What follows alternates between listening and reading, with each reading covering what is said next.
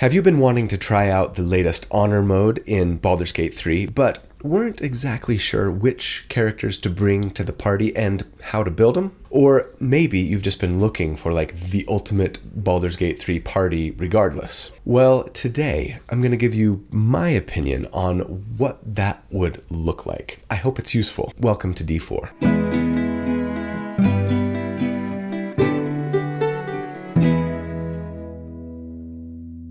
Hey everybody, so here at D4, each week we take deep dives into character builds for our favorite role-playing games. I like to crunch numbers about them, theorycraft about them, not so that I can tell you the right way or the best way to play a character, but to explore one potential way to build something with the hopes of creating a character that is both really fun, but also really powerful to play. So if you enjoy creating characters for role-playing games, almost as much as you enjoy playing the actual game itself, or if you're just looking for tips or ideas on how to build something that you're thinking about playing, then welcome home. This is absolutely where you belong, and I'm so glad that you're here, so thanks for watching. My name's Colby. I put out build videos every Tuesday and sometimes additional content as well, and if you like what you see, I hope that you will consider joining the channel as a member. There's a little button down there that says join. You click on it, and you can see about all of the different benefits that you might get as a member, including access to the write-ups that I create for each one of these builds so that you can kind of get a cheat sheet to help you recreate it yourself if you'd like, or access to our awesome Discord server, or even access to our monthly member hangouts where my friend Dallin and I kind of field questions from you guys and just have a little RPG-fueled hangout session. Anyways, it's a great way to support the channel, and I just wanted to give a huge shout out and thank you to all of my channel members. I could not do this without you guys. And for everybody else, thank you just for being here. If you don't want to join as a member, that's totally fine. Just watching, liking, subscribing, especially clicking the notifications bell. These are all great ways to support the channel too. So thanks for being here. So yes, I get a lot of requests from commenters asking me to do like an ultimate party build, do 4 builds that are all powerful and synergize well together, etc. And what a lot of people might not realize is how much work that would actually take. But honestly, I have done a lot of like team up builds in the past, right? Where I do 2 builds at least that are meant to really synergize well together and that are meant to be played with a friend where you kind of feed off each other. So videos like the Wolf and the Coyote, or the Battery and the Blender, or Yin Yang, or maybe the best of all of them, I think, the Mount and Blade. I've never actually tried to do 4 builds in a single video before until Baldur's Gate 3 came out, of course. And when that happened, with a level cap of 12 for that game, and with me wanting to get as many cool builds out for the game as quickly as possible, I started doing videos that had 4 or 5 builds in each at first. Anyways, later I slowed it down to 3 or even 2, right? But then a few weeks ago, Larian released patch 5 for Baldur's Gate 3 and introduced a brand new sparkling difficulty setting, Honor Mode, meant to challenge players more than ever before. And suddenly I started getting flooded with even more requests than ever to create like the ultimate Honor Mode team, right? I mostly ignored those requests initially because I kind of felt like I'd already put out my most powerful builds. You could probably just pick almost any 4 of them, throw them together, and you'd have a pretty solid team, I think. But then I started reading about Honor Mode a little bit more and tried playing it myself, and I kind of realized it might not be super apparent to people exactly what kinds of builds would work best for this version of the game and why. What kinds of spells should we be focusing on? Are we looking for damage-based attacks or spells that allow for saving throws for damage? Sustained damage or burst damage? How important is it to have a tank? How important is it to have a controller? What about like a dedicated support character? So I decided to finally bite the bullet and put a video together that aims first of all to help people understand Honor Mode, what we want to prioritize when playing at that setting and why, and then yes, to lay out what I think anyway, the 4 best builds to bring to a party would be if you were playing in Honor Mode. I know I'm a little late. I should have started working on this the minute the patch came out. Better late than never, hopefully. So let's jump into Baldur's Gate 3 episode number 10, the Ultimate Honor Mode team. But first,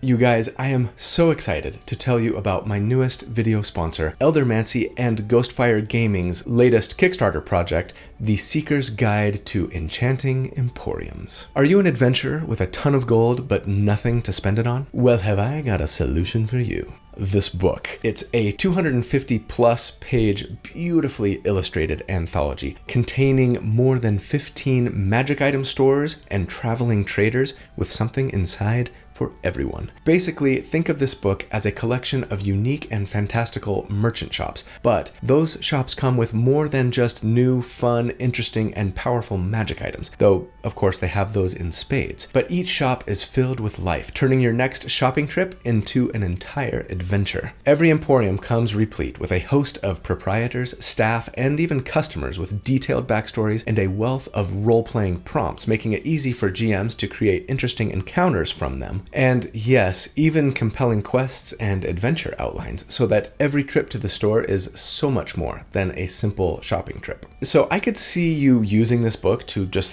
drop into your existing campaign to spice it up with items, personalities, and maybe even some side quests, or really piecing several of these Emporiums together to make an entire campaign out of them. Oh, and did I mention the all-star list of contributors to this book? We're talking Ginny D, the Dungeon Dudes, one-shot questers, XP to level 3, and many more. I mean, seriously, I might just back this project to support those really awesome content creators. Anyways, the Kickstarter is live now. It's past its funding goal by $1 zillion, so it's going to press, and there are actually only a few days left before the Kickstarter ends as of this video release. So do not delay. Hit pause and click on the link in the video description. That's how they would know that I sent you, to back this project before it's too late. If you go now, you can help them meet their next stretch goal and get access to all the goodies that you miss out on if you don't back them while they're in Kickstarter. So huge thanks to GhostFire Gaming and Eldermancy. I can't wait to see the finished product here. I know it's going to be awesome.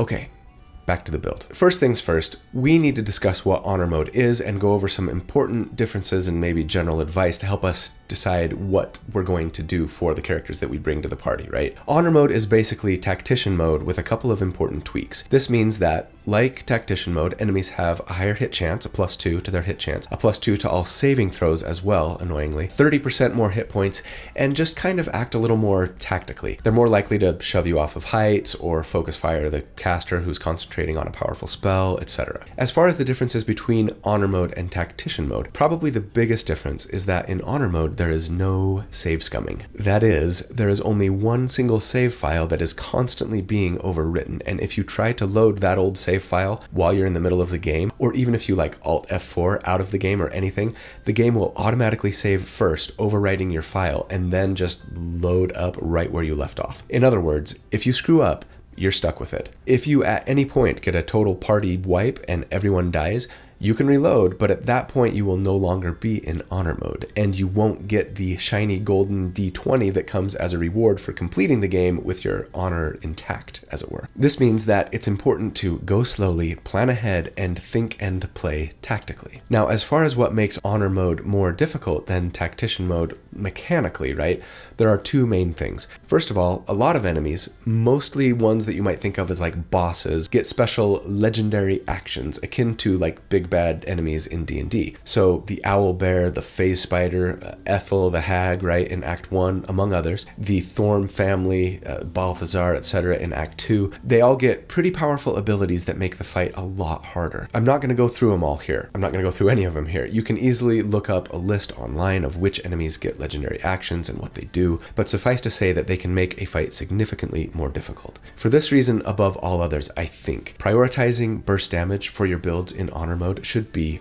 priority number one. The truth is, burst or nova damage has kind of been the queen of tactical play in D&D for a long time, and the same is generally true of BG3 as well. Front-loading a ton of damage early in the fight so that you can eliminate an enemy or two right from the get-go just does wonders to make the fight go a lot more smoothly for your party. If an enemy just never gets to take a turn in combat before they're wiped out, you've shifted the scales of balance in your party's favor, and the enemy is really unlikely to ever recover. In honor mode, this is even more true, as your tactic should almost always be to eliminate that boss enemy before they even get a chance to take a turn, if at all possible, thus preventing them from using their really strong legendary actions and further complicating the fight. Okay, so prioritizing burst damage characters, got it. Does that mean every character we bring should be a burst damage dealer? Maybe.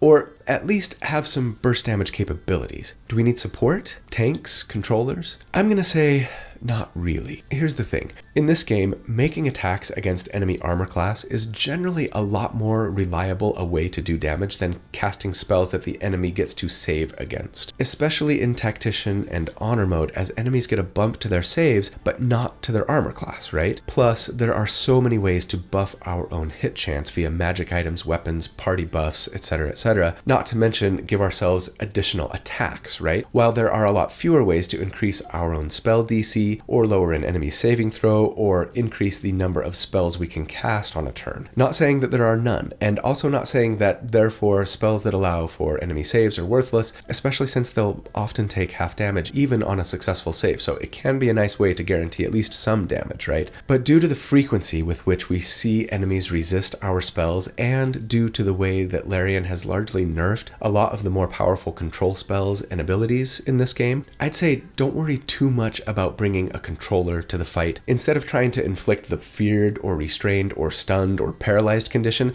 just try to inflict the dead condition on everything as soon as possible. That's the worst condition. What's more, due to the way that taking damage and healing works in both D&D and BG3, I'd say you really shouldn't worry too much about having either a full support healer character or like a full tank character. This is not World of Warcraft, thankfully. I love that game, but it can be fun to play characters built as a tank or as a full healer, right? No question. And I've done a lot of builds on this channel for both kinds of characters, but you're just never really going to be able to bring a healer to your party that can just keep everyone topped off at full health all the time. The game just doesn't really work that way. Nor a tank that can force enemies to attack them and no one else and live to tell the tale. The most efficient way to heal in this game is usually to just wait until a party member goes down and then bounce them back up with a level 1 healing word spell or by throwing a potion at them, etc.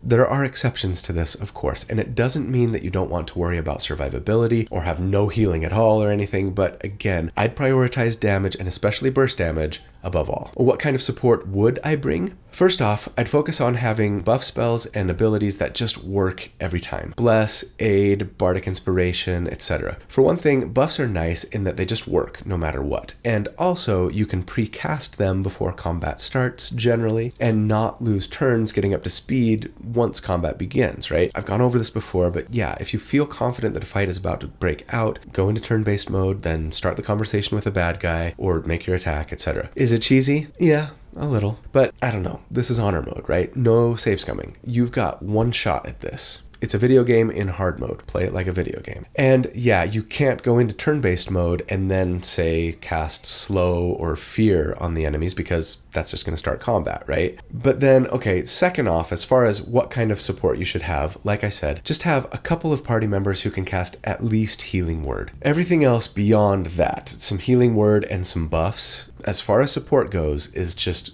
gravy, in my opinion. Increasing our own likelihood of success is just typically going to be more effective than trying to decrease the enemy's chance of failure, as most of the time our attempts to debuff them in that way might just get resisted from the get-go, especially in Honor or Tactician mode, right, because of that saving throw buff. And so there's just a higher likelihood of us having wasted our turn and resources if we try to focus on debuffing and controlling. Now, what about utility? Yeah, I think there's always a place, especially in this game, for a character who is good at picking locks and disarming traps. We will allow for that with one of our builds. It doesn't mean you have to have a rogue, but maybe someone with at least a decent dexterity and expertise is nice. Okay, I said there were two major mechanical differences between Honor mode and Tactician. So the second is that Honor mode has basically closed up some loophole balance issues that honestly shouldn't have existed in the first place. And I think it's kind of weird, actually, that they're still allowing them to exist for other difficulty settings, but not in Honor mode. Oh well. For example, in D&D, if you have the haste spell on you, you get another action, yes, but you can only use that extra action for a few limited things, including just a single weapon attack. That's not the case in Baldur's Gate 3, as we've often discussed. You just get a full action, right, including extra attack if you have it, so 2 more attacks. Unless you're playing in Honor mode, where now you only get 1 extra weapon attack, just like in Dungeons & Dragons. Now, you are still allowed to cast another spell if you have a hasted spellcaster, so they didn't quite nerf it to the level that it exists in D&D, where you can't use your hasted action to cast a spell, but anyways,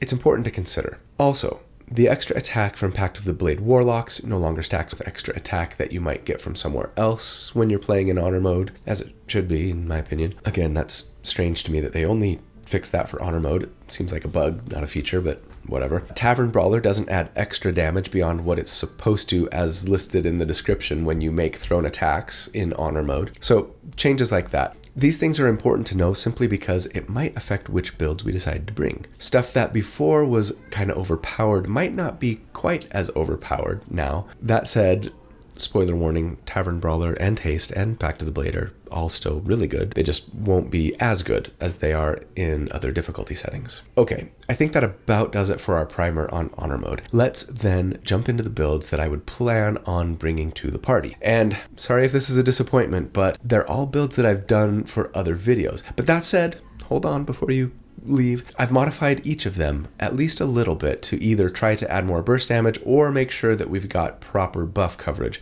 or both. So listen up as I tell you about the modifications. First up, build number 1, the Holy Warrior. This was the first build that I ever did for BG3 in my first ever BG3 video, and honestly, I think I would make it the lone melee character that I'd bring to this party. There are a number of reasons. First of all, while I do think that ranged damage dealers tend to have the edge over melee in that they can more easily attack just about any target they want on the battlefield and can potentially like kite enemies a little bit, run away while still hitting them, keeping the melee enemies, and the majority of enemies in BG3 are melee at a safe distance and thus, improving their own survivability, right? I think there's good reason to have at least one like frontliner in your party. Not to be like a tank, but to draw the fire of at least some of the bad guys to keep your squishier ranged friends a little safer. And because, well, I really like Divine Smite and great Weapon Master for damage, especially for burst damage. And I think the Holy Warrior pulls off using both of those things better than really any other build. I would make a few changes to them though, and so this is how I would build them for this party. At level 1, starting class, I think I'd still start off Barbarian. Barbarians are just so front-loaded that it makes early game a lot easier than if you started Paladin. For ability scores, we're going to want a 16 Strength, a 14 Constitution, and a 14 Dexterity. We can respec to increase our Charisma later when we get Paladin levels if we want, but I'm not 100% sure that I would. Maybe much later, especially if we're using equipment or consumables to give us like a flat Strength score, a high Strength score, right? And yeah, speaking of consumables, not something that I talk about much in my BG3 builds, but be sure to familiarize yourself with them if you don't typically, and plan on using them in honor mode. Elixirs of Giant Strength can be particularly potent here as they raise your strength score to a very high set number, right? And elixirs last until you take a long rest, so you can get a lot of use out of them. As for equipment, you're going to eventually want to be equipped with your favorite two-handed weapon and medium armor that you can find, and then focus on stuff otherwise that can increase your critical hit chance, right? It lowers your crit from only happening on a 20 to a 19 or a 20 or an 18, 19 or 20, right? Because yeah, critting with a smite doubles both the weapon damage and the smite damage, and that can really blow stuff up. So as a Barbarian 1, we'll get Rage, which we can use twice per day for now as a bonus action to get an extra 2 damage on melee, improvised, and thrown attacks. We also get resistance to bludgeoning, piercing, and slashing damage while raging, and as I'm so fond of saying, that's most of the damage that we'll be taking in game, so that's wonderful. Just keep in mind that the big drawback to Rage is that we can't concentrate on or cast spells while raging, right? And it also only works if we're not wearing heavy armor, so plan on medium armor for your entire career. We do get unarmored defense at this level as well, but I'm not going to plan on using it, at least not until we get some really stellar like non-armor armor, right? Just the clothing that gives you nice stat bumps and stuff like that. Then at level 2, we get Reckless Attack, which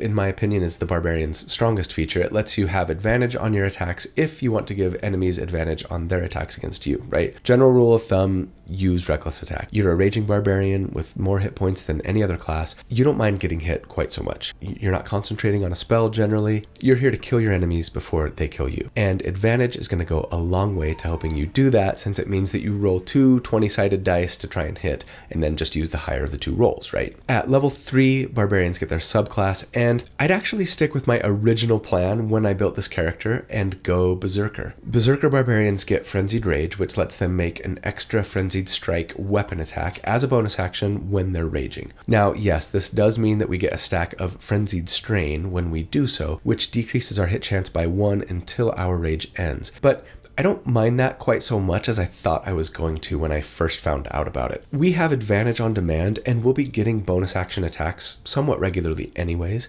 as I'll discuss shortly, so this will be a nice backup bonus action attack option if we need it. If you don't love Berserker, feel free to go Wild Heart Bear to increase your survivability, as Bear Barbarians get resistance to all damage, but psychic anyway, not just bludgeoning, piercing, slashing, right? At level 4 we get a feat, and we want Great Weapon Master. This tells us that when we're using a heavy weapon, we can choose to take a -5 to hit penalty to do an extra 10 flat damage if we hit. That is a lot of damage, but I honestly don't feel super comfortable using Great Weapon Master unless we have a reliable source of advantage. And I kind of feel like in BG3, it's just a little tougher to come by advantage reliably than it is in D&D. I mean, Darkness and Devil Sight doesn't work very well in this game because Darkness can't be cast on you and move with you, right? Fairy Fire and knocking your enemies prone, especially in Tactician and Honor mode, feel like they just get resisted more often than not. Anyways, Reckless Attack and Great Weapon Master are a match made in heaven, and I'm happy to have them both here. Now, an important feature of Great Weapon Master that I sometimes forget to talk about, but have learned not to ignore, especially in BG3, is that it also tells us that if we kill an enemy or get a critical hit on our turn, then we can make an additional attack as a bonus action. Thus,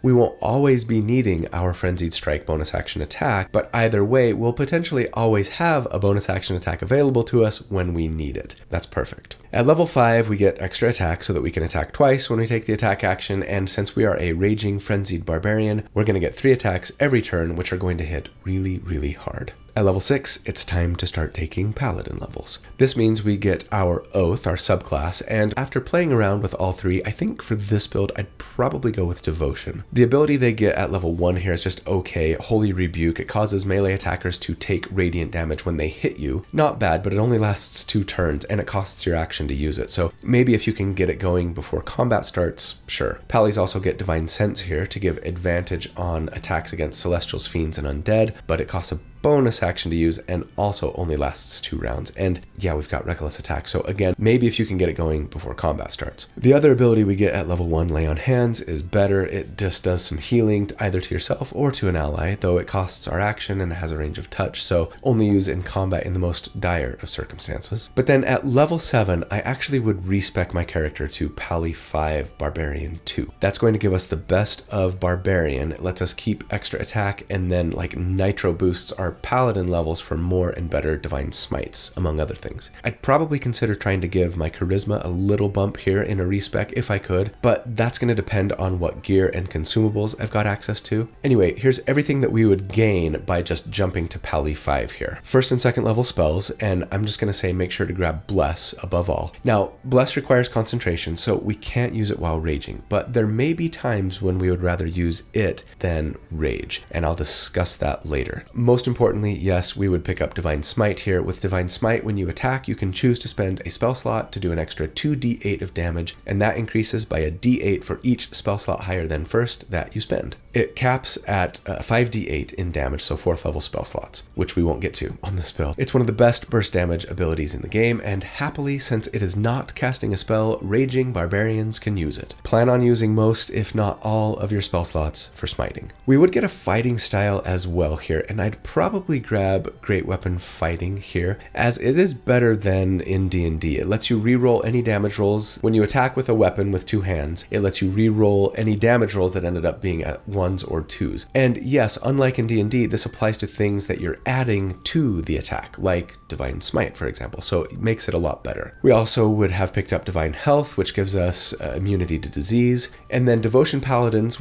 would at level 3 get the ability to use their Channel Oath feature. Remember that resets on a short rest, right? For Sacred Weapon. Of course, this costs an action to use as well, so again, something to use before combat starts. But when you use it, it lasts 10 turns and it gives your weapon a bonus to your plus to hit chance equal to your Charisma modifier. That's awesome for those of us taking a -5 to hit on every attack especially. But of course, it's only going to benefit us if we've managed to bump our Charisma. So here's hoping that you've managed to get at least a 12 Charisma by now, Maybe by using the gloves or clothing that increase your dexterity, right? So that you can dump that stat and then bump charisma instead. Yeah. Anyway, we would have picked up a feat at Pally 4 and yeah, still use that for Great Weapon Master. And even though we will have given up for now, anyways, the Berserker's bonus action attack, here's what I'd plan on doing. Eat a couple of tadpoles so that you can get the once per day automatic critical hit ability. On round 1 of a big important boss fight, instead of raging, just run up and smite recklessly twice. Assuming that at least one of those attacks hit, which at least one of them definitely should, make it a critical via your tadpole power. This is going to activate your Great Weapon Master bonus action attack so that you can still get 3 attacks on that opening round, applying a smite to every one of them, with at least one of those critting, right? That's going to be a boatload of damage to start a fight off with. Go ahead and rage on round 2 then to help you stay alive, right? And then, yes, we would have picked up extra attack 2 with Pally 5. So at level 8, we would be a Barbarian 3 again, and yeah, just take Berserker for the subclass. We've already gone over that. At level 9, though, I think I'd be done with Paladin and Barbarian. This may sound crazy since Aura of Protection, especially at Paladin 6, is great. And again, if you've managed to get yourself a decent charisma score, then definitely consider it, since it gives a bonus to all saving throws equal to your charisma modifier for both you and your allies within 10 feet. That can do wonders. But again, if my main goal here is to take out the boss before they can even go, then I want to do things to increase my damage. At this point, that's going to mean fighter levels. So we'd be a fighter 1, we get second wind for a little bonus action heal once per short rest, and then a fighting style again, and I'd take defense this time to bump our AC by 1. At level 10 though, yeah, we'd be a fighter 2. That means action surge. Get used to fighter 2 if you're not already by watching my videos on this channel. So yes, action surge gives us 2 full actions once per short rest, right? That means when we use it, we can make 5 attacks on our turn and potentially blow a smite on all 5 of those attacks for some serious Nova damage potential. For levels 11 and 12 at the end here, again, you could go back to Pally, but for offensive purposes, I'd probably finish off the build with a full spellcaster of your choice. The best thing we can do for our damage right now is to get more and higher spell slots to smite harder and more often with. If you grabbed 2 levels of War Cleric, for example, you'd have the spell slots of a 5th level full caster, meaning 2 3rd level spell slots for some 4d8 smites, plus 3 times per day as a War Cleric. You can make a bonus action attack without having to take on a stack of Frenzied Strain, even if you didn't proc your Great Weapon Master bonus attack that round. That's the way I would do it for this build and this team anyways. And you know, maybe for that reason, you might want to consider dropping that 3rd level in Barbarian altogether. Forget the Berserker subclass, counting on War Cleric and Great Weapon Master procs to get you that bonus action attack more often, and giving you another feat and giving you just 1 more spell slot to smite with, among other things.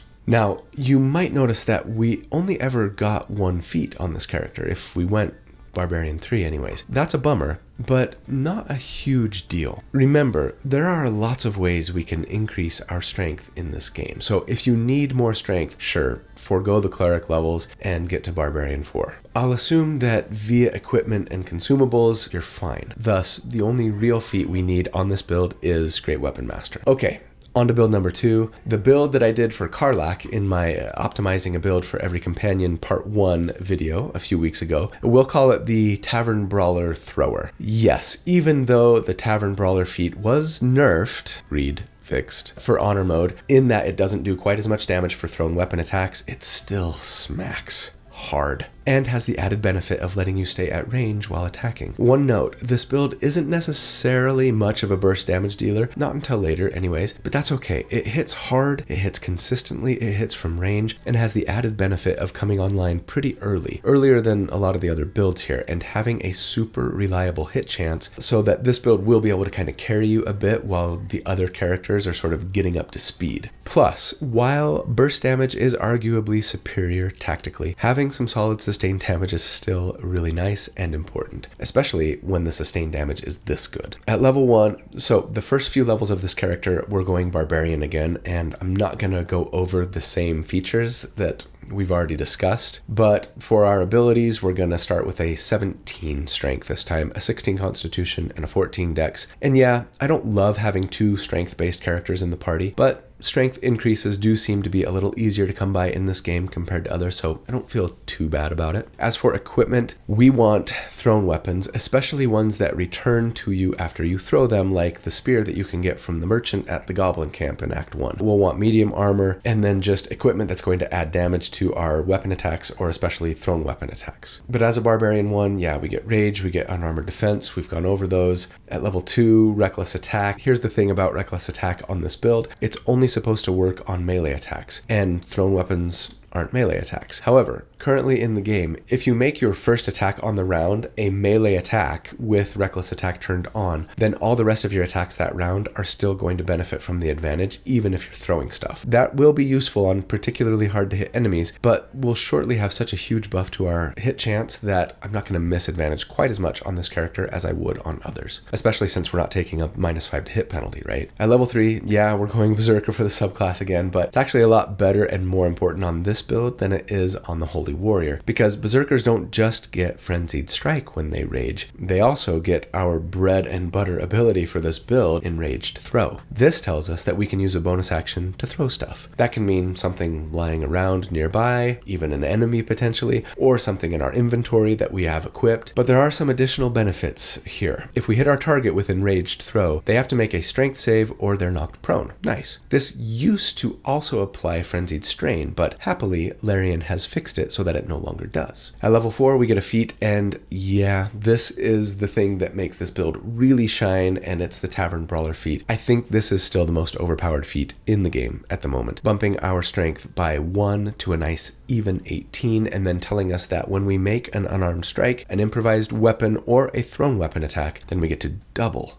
our strength bonus for both our hit chance and the +2 damage bonus, and that's just crazy town. At level 5, we get extra attack so that we can be making 3 attacks every turn for big, consistent damage. But at level 6, it's time to leave Barbarian behind for greener pastures. The question is, do you want better burst damage now or better sustained damage? 2 levels of fighter would give us 5 attacks once per short rest, but 3 levels of rogue would get us 4 attacks every single round all of the time, right? So yeah, let's do Rogue first. As a Rogue 1, we'll get Expertise, letting us double our proficiency bonus for 2 skills of our choice, right? And if it were me, I'd take Perception for sure, as I think it's the most used skill in the game, and probably Athletics, just to make us that much better at things you need a good athletic skill for, jumping, shoving, etc. We also get Sneak Attack here, which lets us do extra damage once per turn, a d6 for now, if we make an attack with a finesse or a ranged weapon, if you have advantage, or the enemy standing next to one of your allies, right? And while no, thrown weapons aren't the same thing as ranged weapons, the dagger is both a finesse and thrown weapon. So it might be worth keeping a good dagger on you to get some sneak attack damage once per turn, right? At level 7, we'd be a Rogue 2. That gives us Cunning Action so that we can dash, disengage, or hide as a bonus action instead of an action. Always useful. And then at level 8, we'd be a Rogue 3, and we get our Rogue subclass, and this is the real reason we went Rogue, right? You knew that. We would take Thief because thieves get fast hands, and fast hands lets us take 2 bonus actions every single turn, which is just insane, and that means for us, 2 enraged throws every single turn. And enemies are just going to melt under all that thrown weapon deliciousness.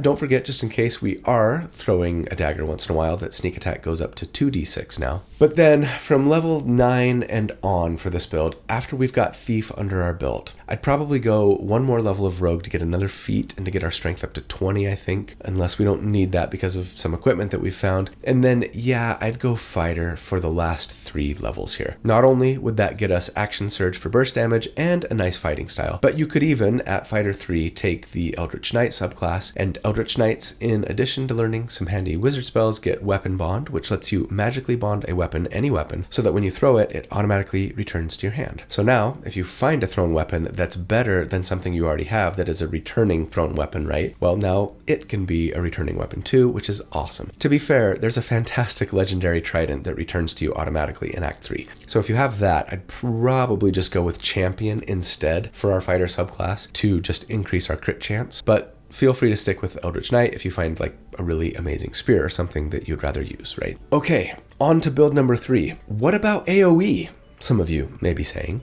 Area of effect stuff. And I mean, yeah, you've got a point. While most fights, I would argue, benefit more from strong single-target burst damage, there is definitely a place for multi-target damage in this game. There are fights when you run the risk of getting swarmed by a lot of relatively weak enemies, and having at least one character who's capable of putting out some decent damage to multiple enemies is nice. In my mind, the build that does that better than any other for BG3 is the Light Cleric, which I showcased in my 4th Baldur's Gate builds video. The tactical nuke is nice as well. Being able to throw out multiple fireballs in a turn is sometimes great, but I think I prefer the Light Cleric for a number of reasons. Primarily for the support potential they bring, as well as the access they get to Spirit Guardians, which is just so good. So here's how I would build this character for the Ultimate Honor Mode party. At level 1, our starting class would be Cleric, yes. For our abilities, let's go 16 Wisdom, 16 Constitution, 14 Dexterity. Light Clerics don't get heavy armor proficiency, so we're going to want that 14 Dex to get the most out of our medium armor, among other things. As for the equipment we're going to want on this character, the best medium armor we can find, the best shield we can get. We're not going to really need weapons on this build, so just find things that give like nice stat bumps and buffs and stuff like that. Clerics get their subclass. At level 1, we're going Light Cleric, like I've said, and that's going to give us the Warding Flare feature. This just tells us that we can use our reaction to impose disadvantage on an attacker, potentially causing their hit to miss. Nice little defensive option there. As for spells, you're going to want the usual here. Sure, Guidance, probably Sacred Flame for damage, Bless, Healing Word, but also Light Clerics get Burning Hands and Fairy Fire for free, neither of which are typically available to clerics. Both are situationally useful. The one we're really going to be focusing on, of course, is Bless. Bumping our entire party's attacks and saving throws by a d4 is just so incredibly useful. At level 2, all clerics get Channel Divinity, which can be used once per short rest for 2 things. Turn Undead, which forces undead to make a saving throw or run away from us for 3 turns, or until they take damage. Or Light Clerics get Radiance of the Dawn, which is our second AoE ability here, and it does 2d10 plus our character level in radiant damage in a pretty massive 30-foot radius. It doesn't harm allies, and though it allows for a Constitution saving throw, it still does half damage on a successful save, so that's nice. At level 3, we get 2nd level spells. Light Clerics get Scorching Ray, a decent single target burst damage dealer, and Flaming Sphere, which I wouldn't plan on using for free, but Lesser Restoration can be a nice little cure-all here, and Aid is fantastic, buffing the maximum hit points of everyone in our party by 5, plus 5 more for every spell level we upcast it, and yes, I'd generally be upcasting this as high as possible. At level 4, we get a feat, and we absolutely want to be increasing our Wisdom here, taking it to 18, as that will make all of our cleric spells more potent and harder to resist, not to mention making our heals better. But level 5 is the Holy of Holies for us. First of all, we get Destroy Undead, which causes our turn undead to just straight up do 4d6 damage to undead creatures, and as I've said, that's kind of way better than the D&D version, I think. But the real reason we love this level is for 3rd level spells. First of all, because clerics, uniquely, other than lore bards, I guess, get Spirit Guardians. The spell is just so good, and it's even better in BG3 than it is in D&D. You cast it as an action, it requires concentration, and then it just does damage to any enemy who gets within 15 feet of you, regardless of whether you move close to them or they move close to you, unlike in D&D. So you can now do damage potentially with your action, your bonus action, and your movement. Run around the battlefield and then nuke stuff. It's so fun. And speaking of nuking, yes, unique among clerics, Light Clerics get Fireball at this level too. So now we can run around softening everyone up with our Spirit Guardians and then blow them up with a nice burst of Hellfire and Damnation. One note, if we drop concentration on Bless to cast Spirit Guardians, we don't have anyone else able to pick up the slack on the Bless spell yet, until our Holy Warrior gets Paladin levels next level. But even then, they might not want to be concentrating on something so that they can rage, right? So I'm going to say use Spirit Guardians when you really need that AoE, but otherwise, stick with Bless, at least for now. At level 6, with our 2 most important spells under our belt, I'd still probably do what I originally planned on and take a Druid dip here. And it's really for one main reason, the Thorn Whip spell, and that might not seem worth the detour, but there aren't a lot of ways to get this spell in BG3. The easiest one is probably via a Druid dip. The Thorn Whip is perfect for us because it's a cantrip that will do a little bit of damage and then pull enemies towards us.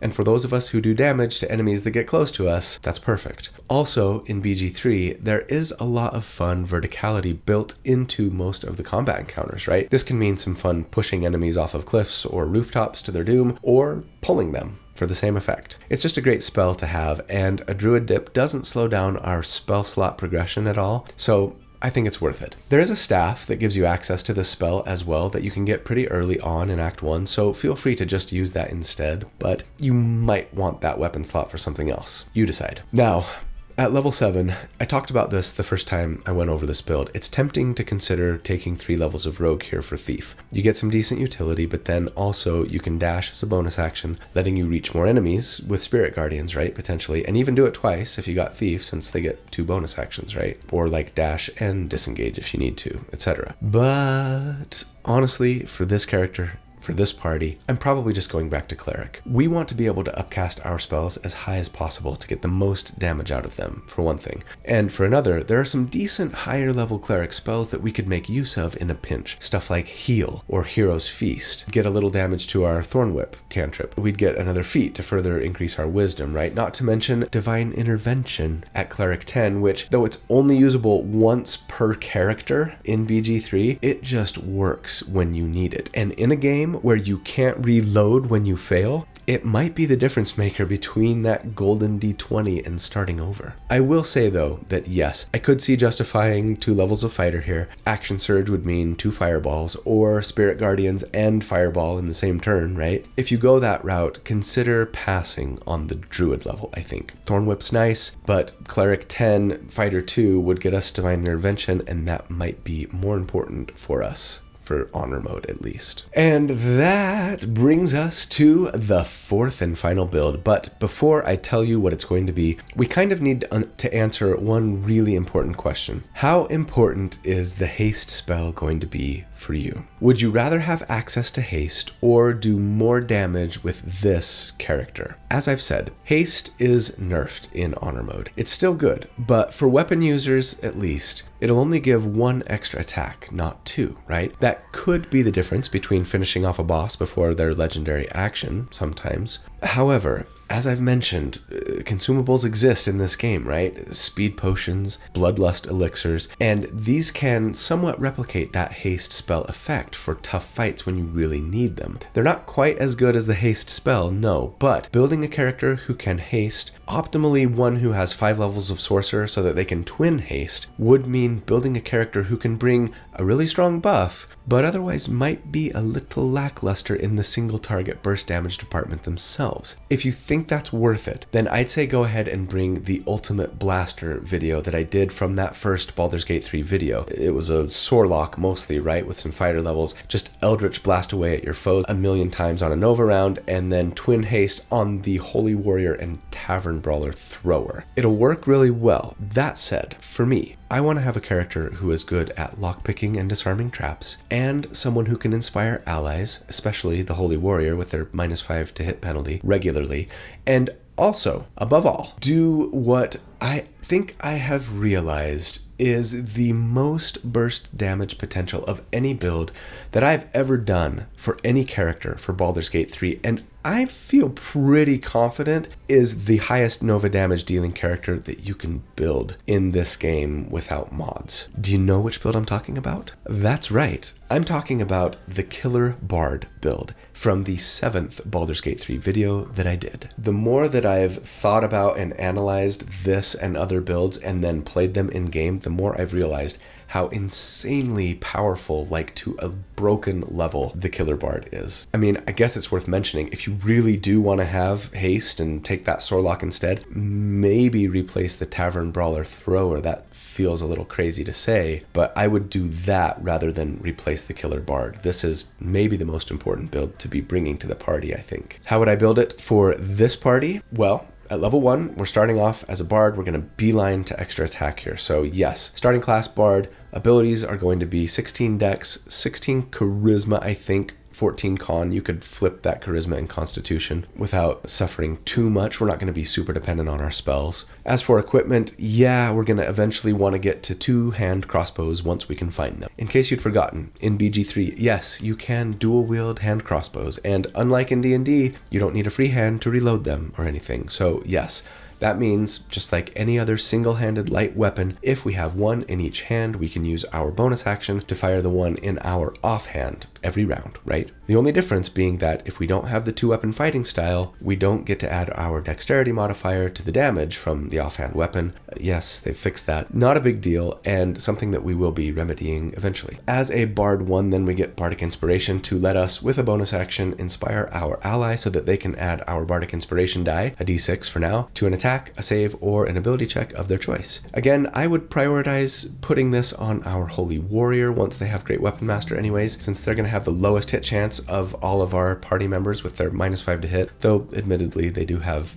reckless attack, so it won't be that bad. In BG3, inspiration lasts not 10 minutes, but all day, so feel free to dole them out to everyone, especially later when they reset on a short rest. Like right before you take a short rest, if you have any inspirations left, make sure you give them to your party members right before you click that short rest button, because they're all coming back. As for Bard spells that we get here, I'd probably go with the Bard usuals, right? We're not going to be using most of them once we get to level 3 or so, but Vicious Mockery is useful and hilarious. Healing Word, of course. A Long Strider is an important spell to have in your party, as it's a ritual spell, meaning it doesn't spend a spell slot and it lasts all day, letting you just give everyone in your party an extra 10 feet of move speed for free. Your Light Cleric will especially love this when they've got Spirit Guardians going, right? I'd probably grab Fairy Fire to give advantage against potentially multiple targets if they fail their save against it anyways, which may or may not be very likely. Bane might be the better early game choice here for our concentration. It's sort of the anti-bless, right? Debuffing your enemies with a -d4 to all of their attacks and saves if they fail their initial save against it. But considering it's a charisma save, most enemies are more likely to fail against Bane than just about any other spell. So it might be my go-to concentration spell for a while on this character, actually. At level 2, we get Jack of All Trades, which lets us add half of our proficiency bonus when making a skill check that we're not proficient in. And yeah, it might go without saying that this character is probably going to be your best Tav, I think. They'll be the best party face. And we get Song of Rest, which essentially gives us one more short rest per day, which I love. At level 3, we get Expertise, and I would for sure take Sleight of Hand here to improve our lockpicking and trap disarming skills, and Perception to help us see those traps and things better.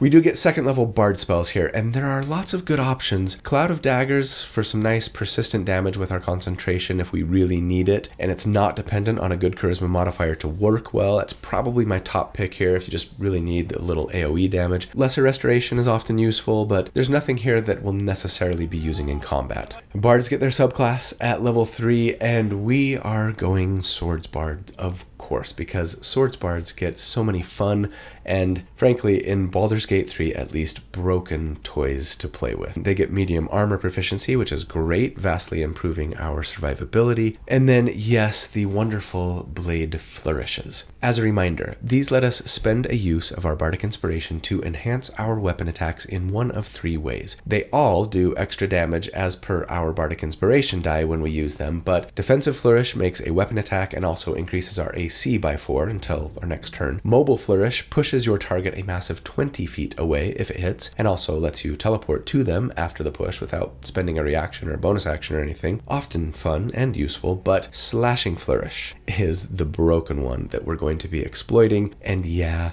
it's way better than it is in D&D. It just straight up lets you make 2 attacks. Now in melee, it kind of gives you a little AoE where you're hitting 2 targets so long as they're standing next to each other. But if you're using a ranged weapon, you just get 2 attacks with a single attack to whoever is in range. And yeah, that can even be against the same enemy. Meaning right now, with a single attack, we can make 2 attacks against our target with our action, and each of them add a d6 in damage from our Bardic Inspiration die, and then we get a 3rd attack with our bonus action offhand crossbow, right? What's worse, better, is that unlike in D&D where this is limited to once per turn, you can do this with every single attack if you have more than one from like extra attack or haste or action surge, etc. So yeah, it can get crazy in a hurry. I'm really shocked that Larian hasn't fixed this, honestly, but I'm not complaining because it's really going to make honor mode a lot easier. Now, Swords Bards also get a fighting style here, and even though they only get to choose between two, one of them is exactly the one we want, two-weapon fighting, which lets us add our dexterity modifier to our offhand attack now as well. Sweet. At level 4, we get a feat, and we just have to take Sharpshooter here. One of the best feats in game, along with Great Weapon Master. It lets us add that 10 flat damage to our ranged weapon attacks at the cost of a -5 penalty to hit. And unless you're going up against a really hard to hit enemy, it's pretty much always worth using. But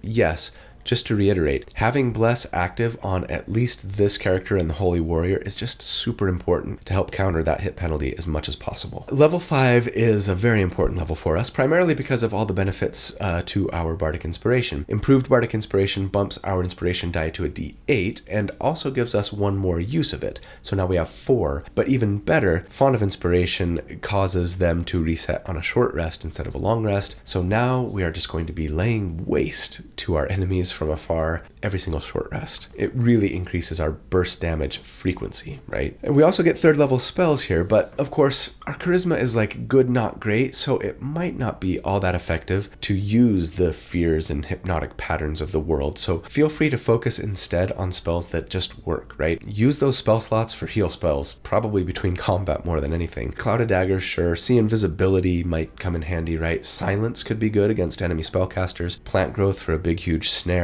etc., etc. But level 6, we finally get extra attack as a Swords Bard, and yeah, that means that with Slashing Flourish and our bonus action, we'd potentially be making 5 attacks against our enemy without even having Action Surge, right? All of them with that extra 10 flat damage from Sharpshooter, and most of them with an extra D8 from our Inspiration die. And if you get a Potion of Speed, it would be 7 attacks at level 6. You're just going to destroy everything. But at level 7, now that we've got extra attack and our Bardic Inspiration's back on a short rest, yes, let's take some detours. First up, a level in Fighter. I know, everyone gets Fighter levels. But if Burst Damage is Queen, then Action Surge is what? The crown that the Queen is wearing? Not sure how to finish that metaphor, but yeah, it's really good. Also, we need the Archery Fighting style badly. A +2 to hit is a big deal when you're getting an automatic -5 to hit on all of your attacks. And I mean, sure, at this point, go ahead and respec to start as a Fighter 1, right? So that you can have heavy armor proficiency and Constitution saving throw proficiency to help you hold on to your concentration. At Fighter 1, yeah, we get Second Wind for a little self-heal, and then, yeah, the fighting style. So take Archery for sure.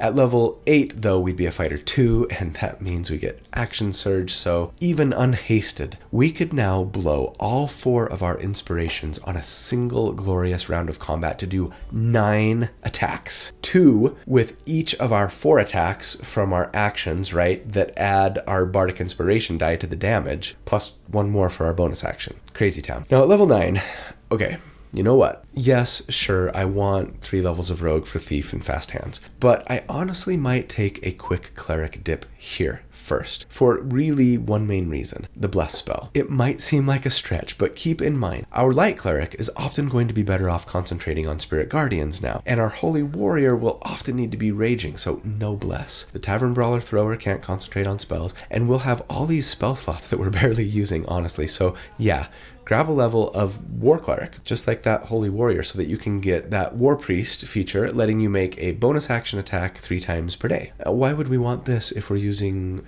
2 hand crossbows, right? Simple. There aren't a ton of amazing hand crossbows in game, but there are a fair number of fantastic longbows, short bows, heavy and light crossbows. More of them anyways than there are really powerful hand crossbows, right? Plus they're going to do a little more damage just as a baseline. Might as well take advantage if you've got a really great longbow, let's say, and then still be able to make bonus action attacks with it once in a while. More importantly though, we can get Cleric spells here, which means yes, the Bless spell, and I would plan on concentrating on it from here on out, letting your Holy Warrior rage and your Light Cleric Spirit Guardians as they should. But then, yes, I would finish out the build from levels 10 through 12 in Rogue, getting a little extra sneak attack damage once per turn, even more utility, and then finally Fast Hands from Thief so that we can make 2 bonus action attacks if we wanted, bringing our total during our Nova round to 10 attacks with all that extra damage that we're piling on top top of them. That's just kind of mind-boggling. But yeah, I mean, if you're drinking a potion of speed, we're talking 11 attacks on our turn. Kind of makes me wish that I just had more bardic inspiration uses. Then it would be 12. Not that we need 12. Anyway, again, with this build, we've sort of left their dexterity floundering, you may have noticed, and I appreciate that that's not awesome, but again, I'm less worried about it because of all the equipment out there that will increase your dex or set it at a certain place. If you feel strongly that you'd be better off with a higher dex than, say, the Bless spell or Fast Hands, feel free to go Bard 8 or Fighter 4 or both. You wouldn't suffer too much. The main meat of this build here comes from Swords Bard 6 plus Action Surge, right? For that reason, you might want to respec at level 12 to Bard 10 Fighter 2. You'd get magical secrets that way and could pick up Bless after all if you really wanted, among some other nice Bard features. So folks, there you have it, my ultimate honor mode team. Now, I'm not saying that this is the only way to beat honor mode. Not even saying that it's necessarily the best team for it. The truth is there are a ton of strong builds that would work well and synergize with one another fantastically. I didn't do any Gloomstalker stuff. I didn't do any Tavern Brawler Monk stuff. There is nary a wizard in sight here, and there's plenty of good wizard builds out there. But this is definitely the way that I would build my team for the challenge. So which of your favorite builds did I leave out? And why was it such an unthinkable, monumental oversight? I would be outraged too if I were you. Let me know in the comments, but I hope you guys know how much I love you. Thank you so much for watching and for all that you do for me and for this channel. You are the best. Happy holidays, whether you are celebrating any holidays at the moment or not. I hope you have a fantastic day and a great week. And if you don't, I hope you'll hang in there and that I see you again very, very soon. And please do good and be kind and stay safe. And yeah, I'll see you again soon. Take care.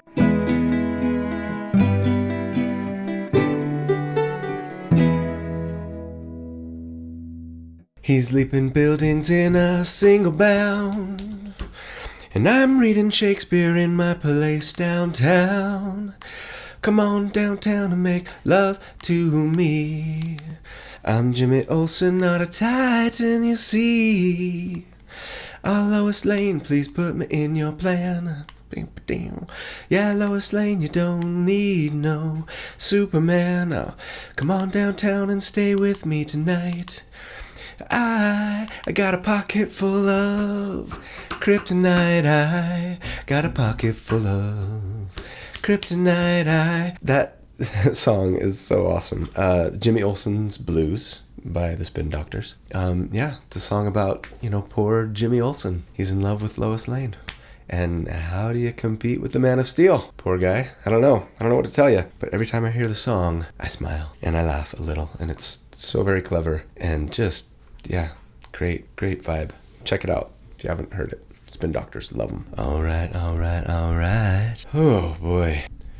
This is going to be a long recording today because, yes, I got over my first cold a week ago and then I just immediately caught another cold, which just really sucked. And this one was way worse, like so much worse. But hey, at least it makes my voice that much sultrier and sexier, right? I don't know about sexier. No, yes. No. Geralt, I need your powers to get me through this episode today. I don't know if the wolf medallion does much for the common cold. What about like the Igni sign? A little fire? Kind of cleanse the cold right out of you, maybe? Bow, bow, bow, bow, bow. Then microphone, stop dropping, please. Hopefully that sounded okay. Okay. Loud people in the hallways, as always. Ooh, that was a nice rhyme. Mic struggle today is real. Like, ooh, tighten it. Come on. Stay. Okay, coming down the home stretch, baby. Whew. Doing good, throat. Keep it up. Keep it up.